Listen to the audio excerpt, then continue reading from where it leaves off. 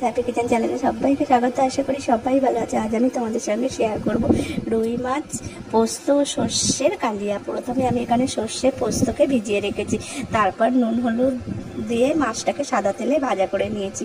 তারপর ছোট ছোট করে টমেটো পেঁয়াজ সব কাঁচা লঙ্কা কেটে নিয়েছি। তারপরে সর্ষেটাকে ব্লেন্ডার করে নিয়েছি। কড়াই আমি এখানে 100 সর্ষের তেল দিয়েছি। 4টে বড় বড় পেঁয়াজ কুচি কুচি করে কেটে নিয়েছি। তারপরে এটাকে বাদামি করে নিয়েছি। বাদামি করার পরে আমি এখানে 2 চামচ আদা রসুনের পেস্ট দিয়েছি। তারপর বেটে রাখা টমেটোটা দিয়েছি। দিয়ে টমেটোটাকে যখন কষে গেছে তারপর জিরে মরিচ ধনে লবণ কাশ্মীরি লঙ্কার গুঁড়ো দিয়েছি। তারপরে সর্ষে পোস্ত বাটাটাকে দিয়েছি। দিয়ে ভালো করে নাড়াচাড়া করে নিয়ে যখন মশলা থেকে তেল ছেড়ে দিয়েছে তখন আমি অল্প একটু জল দিয়েছি।